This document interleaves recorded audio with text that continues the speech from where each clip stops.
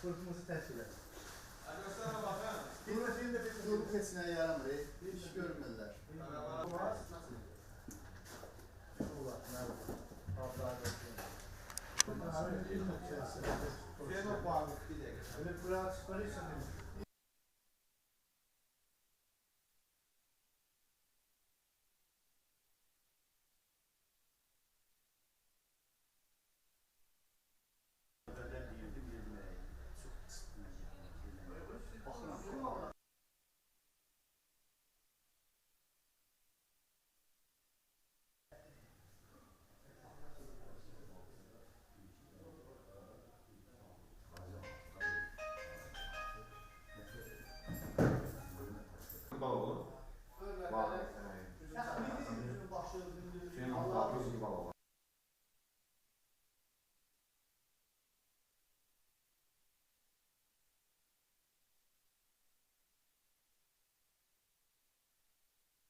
Sən təşkil bilmərəm, sən sabah sənsən. Aynen. Zaman biləcək. Qapını açmaq gətirir.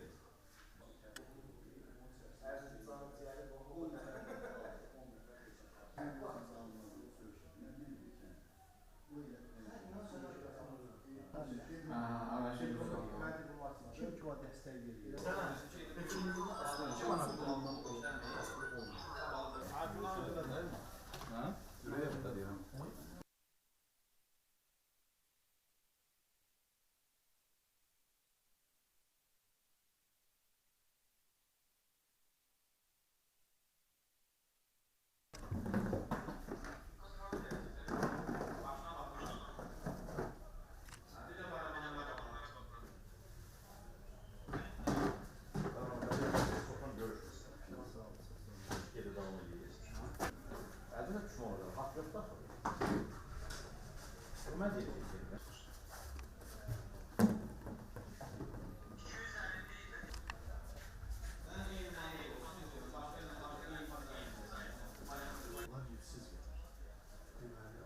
Tüfəngi elə bil ki, bu formada. Ən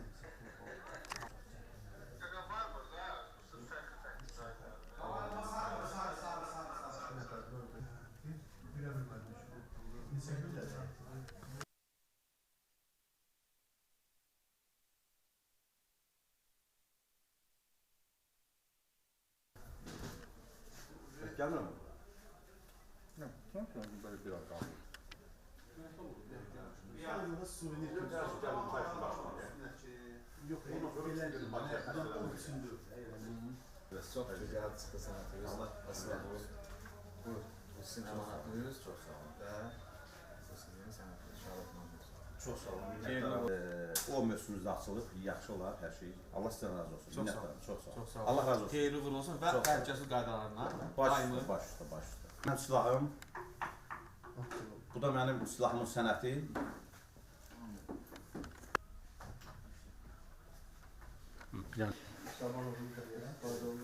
O özünü müdafiə üçün müdafiə.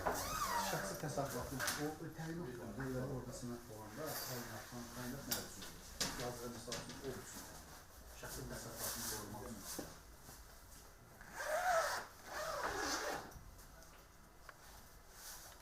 Çox sağ olun dostlar.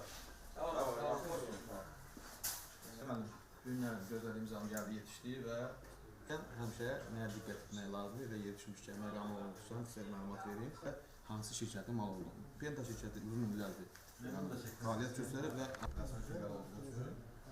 xeyirli uğurlu olsun. Çox sağ olun. Çox sağ olun. Allah köməyin olsun. Sağ ol qardaş, xeyirli olsun. Sağ olun.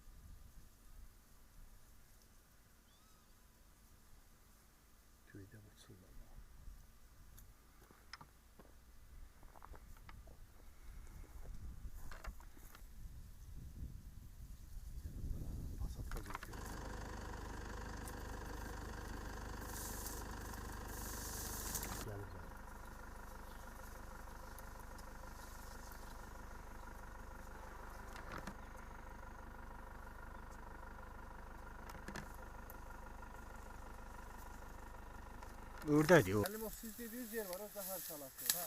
Ora haradır? Ora biraz uzaqdır.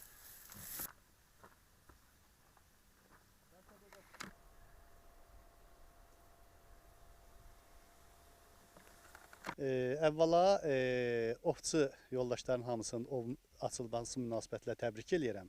Yəni keçən il biraz gec açıldı, fevral ayına çəkdi, bəzi problemlər yaranmışdı deyə. Ona görə də fevral ayına çəkdi ovun açılması. Amma bu illəri vaxtında açıldı. Qısa müddətə açılsa da dekabr ayının 1-nə kimi bilirsiniz, ayın 10-unda elan olundu ovun açılması. Amma dekabr ayının 1-nə kimi qısa müddətdir.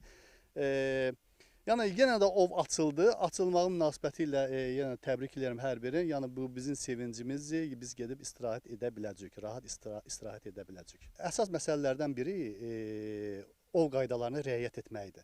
Misal üçün silahı hansı ki ov sezonu qurtarandan sonra, ov mövsümü qurtarandan sonra silahlar artıq təmizlənir, yağlanılır və saxlanma qaydasına riayət olunmalıdır. Saxlanma qaydaları necədir? Yəni seyfdə saxlanmalıdır. Yəni bu hər dəfə silah alınanda, o kimsə silah alırsa, onların hamısı təlimatda verilir. Yəni ki, silahın saxlanma qaydaları. Yəni təlimatla tanış olurlar.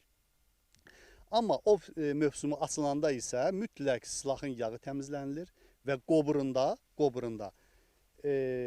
ov məntəqəsinə çatana kimi, ov yerinə çatana kimi, hansı ki yerdə ov eləyəcəksə, artıq oradan qoburdan çıxmalıdır. Və təhlükəsiz qaydalarına mütləq ara məsafələr seçilməlidir. Bir neçə ovçudursa, o məsafə elə seçilməlidir ki, onun qırması, seçməsi o birine tuş gəlməsin. Demək, cədvəldə belə qeyd olunub ki, ov mövsümünün açılmasına əlaqədar qaban ovuna ov açılıb. Demək, ayın 10-undan, bu ayın 10-undan, oktyabrın 10-undan dekabr ayının 1-nə kimi, yəni burada 3 nəfər, 3 heyətlə yəni lisenziya götürülür.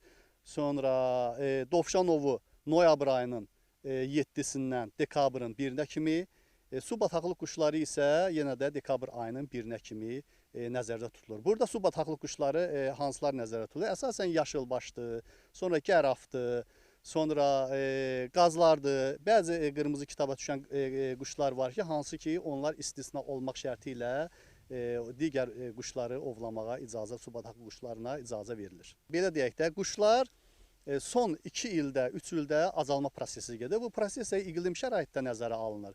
Hansı ki suların azalması, quru torpaqlar əmələ gəlməsi. Yəni su bataqlı quşlar belədir ki, yəni su olmalıdır. Su olmalıdır ki, o quşlar gəlsin suya. Digər tərəfdə ki, ən çox təəssüflər olsun ki, insan amildir.